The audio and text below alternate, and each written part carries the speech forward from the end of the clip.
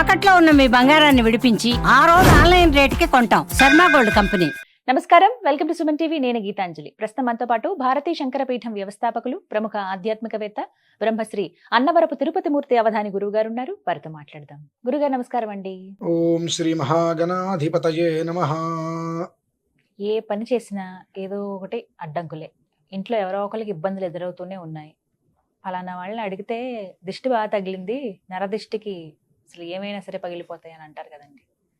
దానికి ఎవరో అతీతులు కాదు అని అంటారు, ఇన్క్లూడింగ్ మీ. నీకు కూడా అవునా? అంటే ఎంత దైవానికి దగ్గరగా ఉన్నా కూడా తప్పించుకోలేరు. ఎవరైనా అనుభవించాల్సిందేనమ్మా. నరదిష్టి కూడా కర్మ కిందకి వస్తుందా గురువుగారు? మరి ఎలా అండి అసలు ఇది? ఇంట్లో అంటే మన ఇంటికి దిష్టి తగిలింది, వ్యక్తులుగా మనకి నరదిష్టి బాగా ఉంది అని తెలిపే సూచనలు ఏమైనా ఉన్నాయా? ముందు వాటి గురించి మాట్లాడదాం. తప్పకుండా అమ్మా. ఇప్పుడు పచ్చటి చెట్టు కూడా 2-3 రోజులు మొత్తం ఎండిపోతుందమ్మా. దేనికి పని కలగకుండా పోతుంది ఇంకా అది. అవును, సడన్ గా కొంతమంది చూపులు వెళ్తూ అలా చూశారంటే పచ్చటి చెట్టు కూడా, అది వేప చెట్టు అయినా ఏ చెట్టు అయినా సరే, పచ్చడి చెట్టు కూడా పూర్తిగా రాలిపోతుంది, చచ్చిపోతుంది ఒక రకంగా. అది మనిషికి మాత్రమే సాధ్యపడేటువంటి గొప్ప యోగం ఆ దిష్టి పెట్టడం అనేటువంటిది. అది అందరికీ కూడా ఉండదమ్మా, కొంతమందికి అది ఉంటుంది. మన ఇంటికి ఎవరైనా వచ్చి వెళ్తూ ఉంటారు. ఆ వచ్చిన వాళ్ళల్లో దరిద్రాన్ని వెంట పెట్టుకుని వచ్చే వాళ్ళు కొంతమంది ఉంటారు. అటువంటి వాళ్ళు మన ఇంట్లో అడుగుపెట్టి వెళ్తే అప్పటి వరకు సిరి సంపదలతో ఉన్నటువంటి మనకు ఒక్క క్షణంలో అన్నీ తలకిందులైపోతాయి. వెళ్తూ తీసుకుపోతాడు వాడు. మన ఇంట్లో ఉన్న లక్ష్మిని మన ఇంట్లోకి వచ్చి కూర్చొని 10 నిమిషాలు కాదు, 2 నిమిషాలు మన ఇంట్లో అడుగు పెట్టినా సరే మన ఇంట్లో నుంచి వెళ్తే లక్ష్మిని తీసుకుపోతాడు వాడు. ఆ దరిద్రాన్ని ఇక్కడ వదిలేస్తాడు. ఆ వెళ్ళిన లక్ష్మి వాడికి ఉపయోగపడదు. వాడి దరిద్రం వాడి వెంటే ఉంటుంది ఎప్పుడు. వాడి దరిద్రం వాడి వెంటే ఉంటుంది ఎప్పుడు కూడా. కానీ వాడు కొంతమంది టార్గెట్ పెట్టుకొని మరి వెళ్ళి వాళ్ళ ఇంటి సిరి సంపదలని, సంతోషాన్ని తీసుకుపోతూ ఉంటాడు. ఇది ఒక రకంగా ఉంటుంది. మరి కొంతమంది మన ఇంటి ఛాయలకు వచ్చి మన ఇంటి వైపు చూసినప్పుడు మన ఇంట్లో ఉన్నటువంటి మొక్కలు మనం ఎంత చక్కగా చూసుకుంటున్నా తెలియకుండా చచ్చిపోతాయి. సడన్ గా అసలు అక్వేరియంలో ఉన్న చేపలు కూడా చచ్చిపోతాయమ్మా.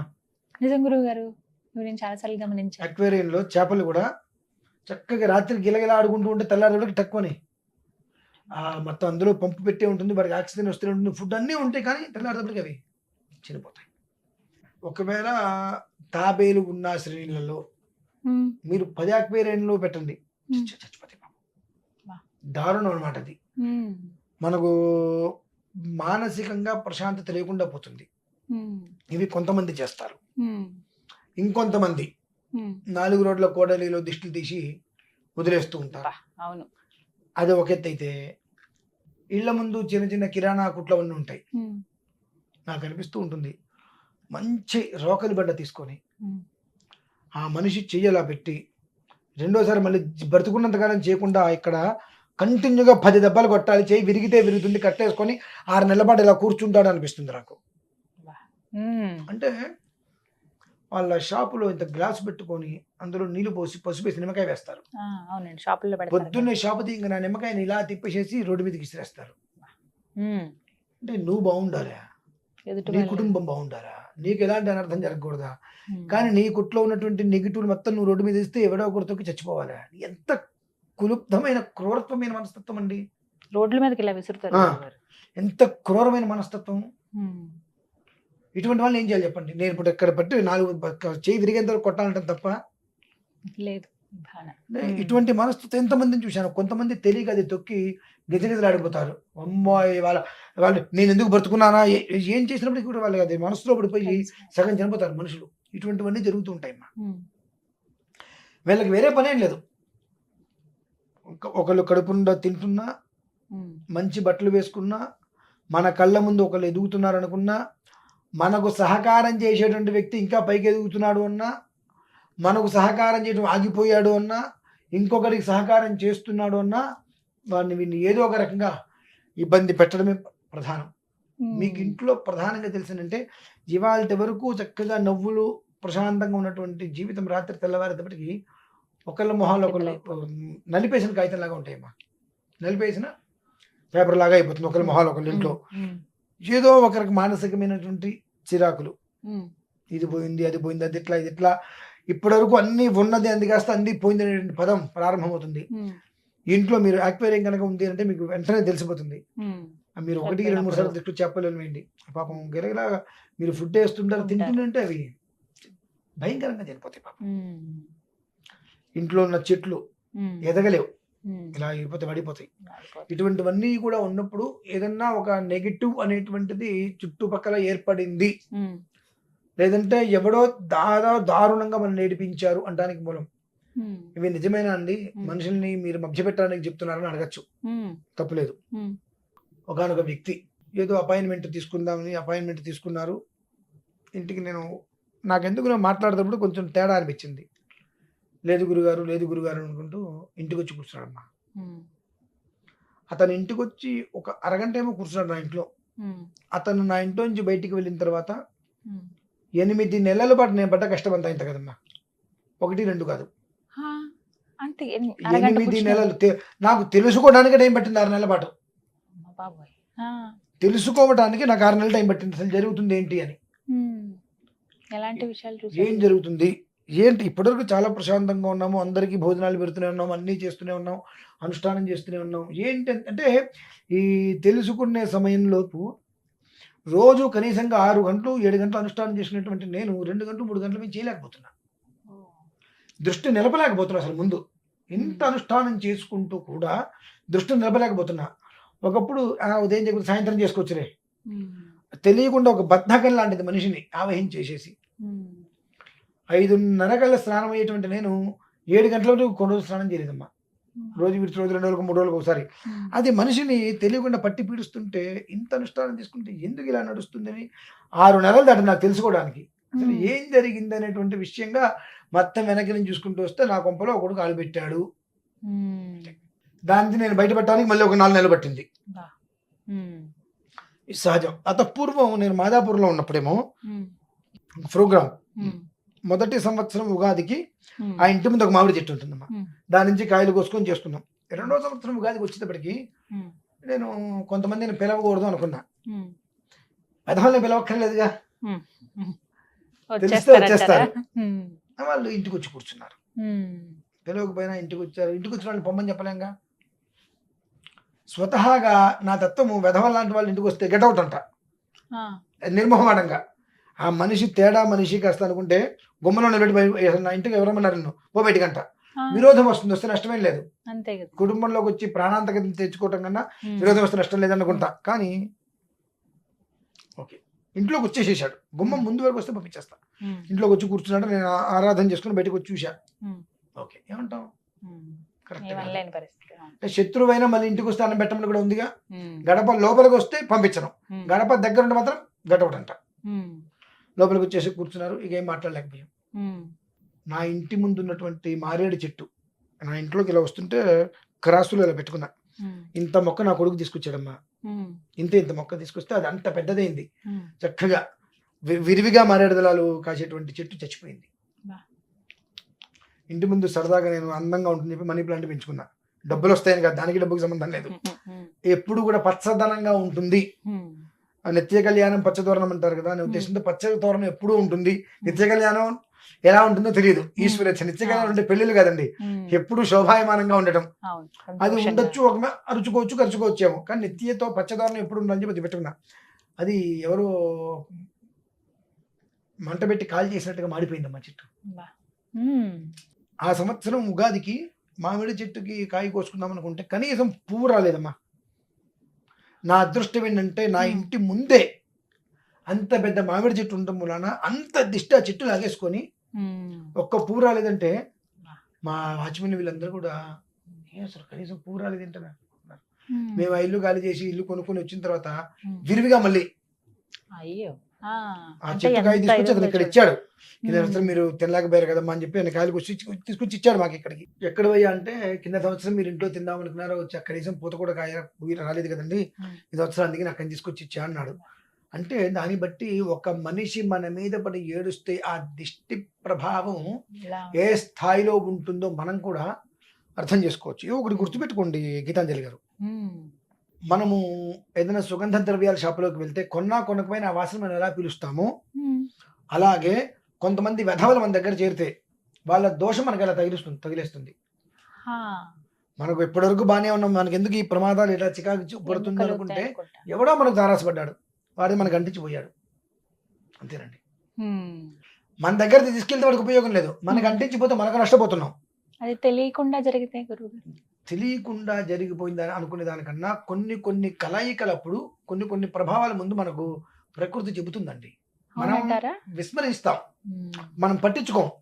ఎందుకంటే మనం జాగ్రత్త పడితే మనకి ఆ దరిద్రం మనకు రాదుగా, అది జరగాలని రాసిందిగా. కాబట్టి మనకి తెలిసినా మనం పెద్దగా ఏముందిరా అని వదిలేస్తాం.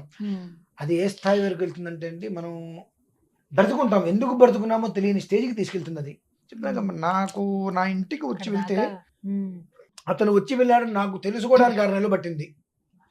అంటే కర్మ అనేటువంటిది ఎవరికైనా సరే ఎంత మోతాదులో అనుభవించాలో అంతవరకు అనుభవించి తీరవలసినదే. ఎంతటి వాడైనా సరే ఆ కర్మకి ఎవ్వరు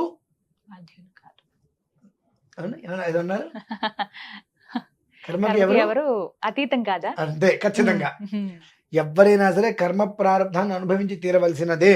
అంతే, నేననే కాదు, ఎవరైనా సరే. ఆ కాస్త కర్మ అనుభవించకపోతే తర్వాత అంతకు మించి కొన్ని వేల రెట్లు అనుభవిస్తాం. అంటే ఇక్కడ మనకు ఇన్ని విషయాలు తెలిసి ఇంత అనుష్ఠానం చేసుకుంటూ నాకు జరిగింది ఏంటి అని తెలుసుకోవడానికి 6 నెలలు పట్టిందన్న మాటకి మన వాళ్ళు చాలా రకరకాలుగా స్పందిస్తారు. నెగిటివ్ గా, మంచిది, శుభం. అంటే వాళ్ళు తెలుసుకోవాల్సింది ఏంటంటే ఇక్కడ నెగిటివ్ గా స్పందించడం కాదు, ఇంత అనుష్ఠానం చేసుకునేటువంటి నేను అసలు ఎంతో యాక్టివ్గా ఉంటా, అటువంటి నేను బద్ధకంగా తయారవటం. రేపు అనే మాట నేను తావివ్వనండి. రేపటిదంటే రేపు చూద్దాం, ఇవాళ క్లియర్ చేసేయి, అవసరమైతే గంట లీటర్ రేపటి కూడా వాళ్ళు మొదలు పెట్టిన రకం నేను. అటువంటిది 2 రోజుల తర్వాత చూద్దాంలే, రేపు చూద్దాంలే, కంగారే ఉందిలే అనే స్థితికి ఎందుకు వచ్చానో అర్థం కాదు నాకు. ఎంటైర్ ఫ్యామిలీ మొత్తం అంతా కూడా అదేంటి రేపు అనే పదం మాట్లాడుతున్నాడు ఏంటి బద్దకిస్తున్నాడు. నా గురించి మా వాళ్ళందరూ కూడా అట్లా అనుకోవడం మొదలు పెట్టారు. మా అన్నయ్యలు కానీ వదిలిని కానీ ఎక్కడ వెళ్ళినా మా మూర్తయ్య ఒకే విధంగా ఉంటాడు అనుకునేటువంటి ఏంటి ఇట్లా అయిపోయాడు, వదినా పర్లేదులే వదినా అన్నట్టు మాట్లాడుతున్నాడు రేపు అంటే నేను అట్లా తయారయ్యాన్న విషయం నాకు కూడా తెలియలేదన్నమాట. మీకు లేజినెస్ వచ్చేసిందమ్మా. 5:30 కల్లా స్నానం చేసి నేను ఒక్కొక్కసారి 7 అయినా స్నానం చేయకపోవడం అంటే అది ఎంత కర్మ అనుభవిస్తున్నా నేను. అసలు ఏమిటి 3 పూట్ల సంధ్యావందనం చేసుకుంటున్నాను కాబట్టి ఆ జ్ఞానం ఉంది కాబట్టి ఒక రోజు నాడు చక్రం వేయటం మొదలుపెట్టా. అసలు ఇవాళ డేట్ ఏంటి, నాకు ఎప్పటి నుంచి ఇలా అనిపిస్తుంది, మొదలు పెడితే 6 నెలలు. 6 నెలల ముందు నుంచి ఎందుకు ఇలా జరుగుతుంది, 6 నెలల ముందు లేదు, 6 నెలల నుంచి ఎందుకు జరుగుతుంది, ఎవరు వచ్చారంటే ఆ ఫలానా మనిషి కొంపకొచ్చాడు, ఆ రోజు నుంచి ఆ మనిషిని అడిగిరా ఇంటికి అంటే మాట్లాడటం మనిషి ముందు కంప్లీట్గా. ఎందువల్లంటే అది తెలుసుకోవడం కష్టమైందమ్మా. అంత తెలుసుకోవటం ముందు గగనం, తెలుసుకున్న తర్వాత దాని నుంచి బయటపడటం అనేటువంటిది ఇంకొక విషయం. అవును. మరి ఎలా గురువు గారు, ఎలా తప్పించుకోవాలి వీటికి? ప్రతినిత్యం అందరూ ఏదో ఒక రకంగా ఇలా నరదృష్టి బారిన పడుతున్న వాళ్ళే, అందరికి దిష్టి దోషాలు ఉన్నాయి. ఇది చూసారా, నేను పెట్టినది అదేనమ్మా. నాకు ఆ దిష్టి తగలకుండా ఉండటం కోసమే ఒక 14 నుంచి 16 రకాల మూలికలతో తయారు చేసుకొని పెట్టుకుంటా. మీరైతే చేసుకుంటారు గురుగారు, మరి మాలాంటి వాళ్ళకి చాలా మందికి నేను ఇచ్చానమ్మా. అవునా? ఇచ్చాను, తీసుకున్న వాళ్ళు ఎన్నోసార్లు తీసుకున్నారు. ఏమిటండి ప్రత్యేకత? ప్రత్యేకత అంటే ఏమి లేదమ్మా, మనం పెట్టుకోవడం వల్ల ఇందులో 14 నుంచి 16 రకాల మూలికలు ఉంటాయి. ఆ మూలికలు ఏం చేస్తాయంటే ఇప్పుడు నేను ఉదయం పెట్టుకున్నా, ఇలా తీసిన తర్వాత కొంచెం ఊరికి అంటుతుంది, మీకేం కనిపించట్లా. దాన్ని మామూలుగా రాత్రి 10ంటికి కూడా అలా ముక్కు దగ్గర పెట్టుకుంటే ఒక అద్భుతమైన వైబ్రేషన్ మన పక్కన ఉన్న వాళ్ళందరికీ కూడా ఒక రకమైనటువంటి మంచి సువాసన అది వెదజల్లుతుంది. మన పక్కనున్న వాళ్ళు ఎంతమంది కూర్చున్నా, ఒక మాటగా చెప్పాలంటే ఒక 10 మంది చేతబడులు చేస్తున్నారు, అక్కడికి వెళ్ళి మనం కూర్చున్నా ఆ వైబ్రేషన్ మనకు రాదు. ఎంత వజ్ర కవచం వలె ఇది కాపాడుతుంది. ఆ మూలికల కోసం కొండలెక్కాలి, కొండలు దిగాలి, ముళ్ళు అవి నానా కష్టపడాలి. ఒక ఇంత బొట్టు తయారు చేయాలంటే 8 రోజులు పడుతుందండి, నానా కష్టపడాలి. మరి అంత కష్టపడి అన్ని మూలికలు తెచ్చుకోవాలి, అన్ని తెచ్చుకొని వాటిని నీడలో ఆరబెట్టి అన్ని చేసుకున్న తర్వాత అలా పెట్టుకుంటే మీరు తుడిస్తే కానీ పోదు, స్థిరంగా ఉండిపోతుంది. అర్ధరాత్రి మీరు ఏదైనా ధ్యాసలో ఒకవేళ అలా తుడి చేసుకొని అనుకుంటే ఏది మంచి సువాసన వస్తుంది ఎక్కడ మీరు మర్చిపోతారు మొహన్ బొట్టు పెట్టుకునే విషయం. ఆ సువాసన మాత్రం మిమ్మల్ని వదిలి వెళ్దమ్మా. అంటే ఆ సువాసన ఏ రకంగా అయితే కనుక ఉంటుందో అంతటి చక్కటి వజ్ర కవచం వలె ఆ వైబ్రేషన్ చుట్టూతా కాపాడుతూ నెగిటివ్ అనేటువంటిది పొరపాటుకు రానియకుండా ఏ ఆలయానికి వెళ్ళినా మీ మీదకి ఒకవేళ ఎవరైనా మాట్లాడటానికో కొట్లాడటానికో వచ్చారు, ఎదుటి మనిషి నుంచి ఆ శక్తిని లాగేస్తుందండి. అంటే మీ దగ్గరికి వచ్చిన తర్వాత మంచి ఆ వీరావేశం వచ్చిన వ్యక్తి కూడా ఒక్క నిమిషం అయిన తర్వాత రేపటి చూసుకుందాంలే అని మనిషి తగ్గిపోతాడు. మళ్ళీ ఆ స్థితి అనేటువంటిది ఆ ఒక రక్షగా పెట్టినటువంటి తిలకం అందిస్తుందమ్మా. అది నేను పెట్టుకున్న తర్వాత ఒకప్పుడు మా వాళ్ళు అంటున్నారు, అవధాని గారు ఒకప్పుడు మీ వీడియో చూస్తే ఎటు చూసినా ఫైర్ బ్రాండ్ లాగా ఉండేవారు, ఈ మధ్యకాలంలో అంత ఫైర్ తగ్గిపోయిందంటే ఏదో కాస్త కొన్ని విషయాలు తిరుగుతున్నారు, అది కూడా ఏదో పర్టికులర్గా తిరుగుతున్నట్టుగానే కనిపిస్తుంది. కానీ ఒకప్పుడు వీడియోలాగా మీరు సునాయాసంగా మనుషుల్ని జనాల్ని అరిచినట్టుగా వాళ్ళకి విషయాలు చెప్పేటప్పుడు మీరు తిట్టలేకపోతున్నారండి అంటే అన్న ఎప్పుడు కూడా నేను ఎవరైనా తిట్టినాయా? తండ్రి అన్న, అయ్యగారు ఉన్నా, గురుగారు ఉన్నా, పంతులు గారు ఉన్నా తండ్రి తర్వాత అంతటి పేరు, పంతులు గారు ఉన్నా, అయ్యగారు ఉన్నా అదే పేరు. పిల్లల్ని నయానో భయానో చెప్పాలి కాబట్టి చెబుతూ ఉంటా. ఎంత చెప్పినా వాళ్ళు వినట్లా. నేను చెప్పే విషయంలో కాస్త తగ్గించుకున్నా అంతే. అంటే తగ్గించుకోవడం అంటే దీని ప్రభావం ఏంటంటే మనకు ముందు పాజిటివ్ వచ్చేస్తుందమ్మా. మనతో గొడవకు వచ్చిన ఆ గొడవకు వచ్చే వ్యక్తి చేత మనమే ఒకప్పుడు కాఫీనో టీనో ఇప్పించుకుని తాగించుకుని పంపించేట్టుగా అది ఏర్పాటు చేస్తుంది మనిషిని. అంత అతి చక్కటి పాజిటివ్ ఎనర్జీ మనిషికి ఇస్తుంది. కాబట్టి ఆ ఒక్క బొట్టు ప్రతి మనిషి కనుక పెట్టుకోగలిగితే నకారత్రయం, నరదిష్టి, నరదృష్టి, నరఘోష ఇటువంటివి ఏవైతే కనుక ఉన్నాయో, ఇందాక అనుకున్నాం నిమ్మకాయలు గబిక్కిన తొక్కటాలు కానివ్వండి, నాలుగు కోడల మధ్యలో ఇటువంటివి ఏ నెగిటివ్ ఎనర్జీస్ ఉన్నప్పటికీ కూడా ఆ ఒక ప్రతిరోజు. కాకపోతే ఇవాళ రోజుల్లో ఇంట్లో ఉన్న వాళ్ళు పెట్టుకోవడానికి అయితే సిద్ధపడుతున్నారు కానివ్వండి, కాలేజీలకి వెళ్ళే వాళ్ళు కానివ్వండి, వీళ్ళు పెట్టుకోవట్లా. నాకు వీళ్ళని చూస్తే ఏమనిపిస్తుందంటే, పూర్వం ఒకసారి నాకైతే మాట్లాడినట్టు గుర్తు, ఒక బొట్టు ఇచ్చి మీరు పెట్టుకుంటే జీవితం బాగుపడుతుందంటే బొట్టు పెట్టుకుంటే వాళ్ళు ఎవరో నవ్వుతారు అని ఫీల్ అవుతారు. ఎవరు నవ్వేవాళ్ళు 1,00,000 మంది నవ్వుతారు, నీకెందుకు నీ జీవితం గురించి వాళ్ళే చూస్తున్నావు. నాకు ఈ విషయంలో ఈ పనికి మాలిన సిగ్గులేని జాతి మన వాళ్ళు ఉన్నారు, హిందూ జాతి. ఎవరండి? ఎవరు? హిందూ జాతి. తిట్టుకున్నా పర్లేదు కానివ్వండి, ఇటువంటి విషయాల్లో నేను ముస్లిమ్స్ని, క్రిస్టియన్స్ని బాగా ఇష్టపడతానమ్మా. ఎంత ఎండ కానివ్వండి, ఎవడేమనుకున్నా సరే నాకు సంబంధం లేదు. లోపల డ్రెస్ వేసుకుంటా, పైన బుర్కా వేసుకుంటా నేను కాలేజీకి వెళ్తా.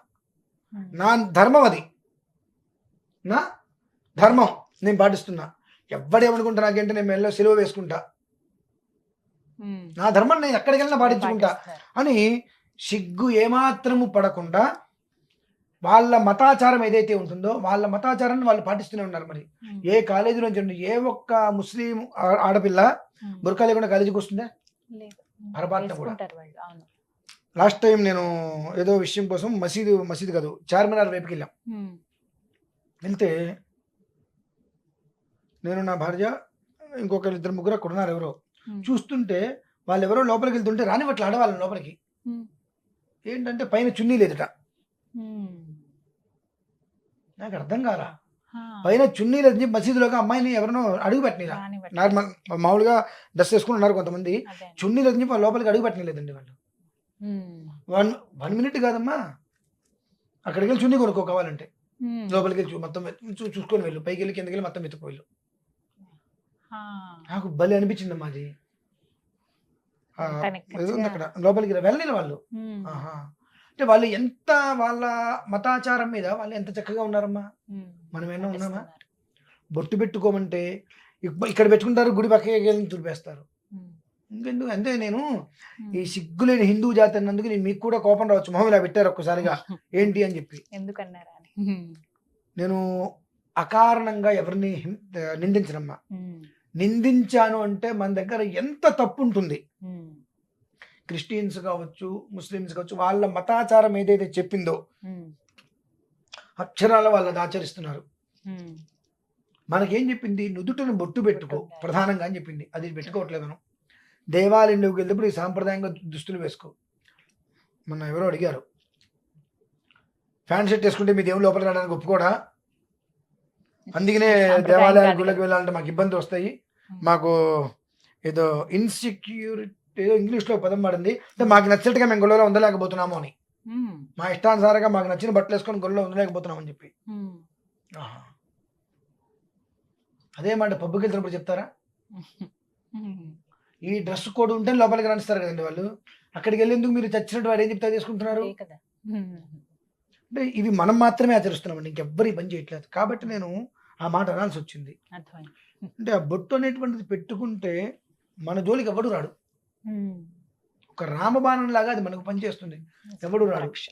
ఆహా, ఇప్పుడు నాకు నాకు ఇప్పుడు అనిపిస్తుంది ఆ బొట్టు పెట్టుకుంటే ఎవరు మన జోలికి రారేమో, ఉమ్, మనల్ని ఎవరు చూడరేమో, మన వెంట ఎవరు పడరేమో, ఉమ్, మనం చాలా మంచి వాళ్ళు ఉత్తములు అనుకుంటారేమో వీళ్ళు భావిస్తున్నారేమో. మరి ఉమ్, అంటే ఆ పిల్లవాడు బొట్టు పెట్టుకున్నాడు చాలా బుద్ధిమంతుడు అనుకుంటారేమో ఉమ్. అని చెప్పి బొట్టు పెట్టుకోవట్లేదేమో. అంటే అట్లానే అనుకోవాల్సిన పరిస్థితి వస్తుంది. ఇంట్లో అయినా ఒకటే నేనంటే ఇంత బొట్టు పెద్దది పెట్టుకున్నా, అంత పెద్దది పెట్టుకోమని చెప్పట్లేదండి, చిన్నది చిన్నగా. ఊరికి ఉమ్, అలా ఆ వేలు అలాంటిది వచ్చేస్తుందమ్మా. దాన్ని అలా పెట్టుకోండి, అది లోపలికి ఇంకిపోతుంది, తర్వాత మీకు కనిపించదు. నేను చాలా పెద్దదిగా పెట్టుకున్నా బట్టి కనిపిస్తుంది, ఉమ్. అది కనిపించదు కూడా పెద్దగా. పెట్టుకోండి, ఎవరు కాదు, మీ జీవితం కోసం. That's మళ్ళీ ఏదైనా ఇబ్బంది వస్తే సిద్ధాంత్ గారి దగ్గరికి వెళ్ళాలి, పంచాంగ జాతకం చూపించుకోవాలి, పూజలు చేసుకోవాలి. ఇన్ని. ఈ బొట్టు సభ్యంగా పెట్టుకోదలుచుకుంటే ఇవన్నీ అక్కర్లేదుగా. నీ జీవితం మారుతుందిగా, ఉమ్. బుద్ధి మారుతుందిగా, అన్ని అనుకూలంగా ఉంటాయిగా, ప్రతికూలని దగ్గరికి రాదుగా. నిజం. మరి ఇంకా ఇంకో చోటకి వెళ్ళాల్సిన కర్మ పట్టదుగా. అక్కర్లేదు. ఉమ్, ఇంకో చోటకి వెళ్ళి ఏదైనా చేస్తాం కానీ బొట్టు పెట్టుకోం. అనే రకాలు మన వాళ్ళు ఉన్నారు కాబట్టి మళ్ళీ తయారవుతామండి. ఉమ్, ఇవన్నీ పోయి ప్రశాంతంగా ఉండాలంటే మాత్రం ఆ తిలకం అనేటువంటిది ఆ మనిషిని సర్వకాల సర్వావస్థల యందు కాపాడుతుంది. ఇంకో పని చేద్దాం, ఉమ్. నేను ఈసారి వచ్చినప్పుడు మీకు ఒకటి ఇస్తానమ్మా. తప్పకుండా అండి. మీరు ఒక 4-5 రోజులు పెట్టుకోండి. ఉమ్, పూర్వం అపరం అంటే ముందు తర్వాత. తర్వాత. ఈ ఆ బొట్టు మీరు 4 రోజులు పెట్టుకోవడానికి ముందు ఎలా ఉంది, పెట్టుకుంటున్నప్పుడు ఆ వైబ్రేషన్ మీకు ఎలా కనిపించినటువంటి విషయం తప్పకుండా. మీకు ఒక అనుభవం వస్తే మీరు చెప్పండి, అప్పుడు ఒక క్లారిటీ వస్తుంది. ఉమ్, నేను ఇక్కడ చెప్పాను అనుకోండి, నేను అది తయారు చేస్తున్నా కాబట్టి ఉమ్. అది నేను అమ్ముకోవాలి మీ కాబట్టి వైపుగా చెప్తున్నారు ఆయన అనుకుంటా. వ్యాపారం కోసం చెప్తున్నారు అనుకుంటారు. సరే, వాళ్ళ కర్మ, దానికి మనం ఏం చేస్తాం. కానీ ఒకవేళ కావాలంటే అందిస్తారా గురుగారు? 8 నుంచి 10 రోజుల సమయం పడుతుంది. పడుతుందా? ఉమ్, అంటే ఇంకా 2-3 రోజులు ఎక్స్ట్రానే పడుతుంది. ఉమ్, నాకు అవి రావాలి, ఉమ్, 14 నుంచి 16 రకాలు రావాలి. ఉమ్, ఏదన్నా ఒక రకం ఆగిపోయినా నేను చేయలేను, ఉమ్, అది కూడా కలిస్తేనే నేను చేయగలుగుతా. ఉమ్, దానికి 4 రోజులు టైం పట్టొచ్చు, ఇంకో 8 రోజులు అనుకున్నాం, ఉమ్, ఇంకో 8 రోజులు కూడా టైం పట్టొచ్చు. మన చేతుల్లో లేదు. అన్ని దొరికినాయి అనుకోండి, ఉమ్, 8వ రోజుకి వాళ్ళకి అందుతుంది. దొరకలేదు అనుకోండి, 2 16 రోజులు కూడా ఉమ్, పడుతుంది. ఉమ్, ఓర్పు వహించాలి, ఉమ్. అంతే. తప్పకుండా నేను అమ్ముతున్నా అనుకోండి, వ్యాపారం చేస్తున్నా అనుకోండి, బిజినెస్ చేస్తున్నా, వాళ్ళ ఇష్టం ఉమ్, ఏదనుకున్నా నాకు వచ్చే నష్టం లేదు. ఉమ్. కాకపోతే కానీ ఆ బొట్టు ధరిస్తే మంచిదని అంటారు. అది ఆ కుటుంబాన్ని రక్షిస్తుంది అన్ని రకాల కూడా. అదే విషయం అయితే వివరించారంటే తప్పకుండా నేను ఎదురు చూస్తాను. మీరు ఇచ్చేదాకా ధన్యవాదాలు. పరమేశ్వర.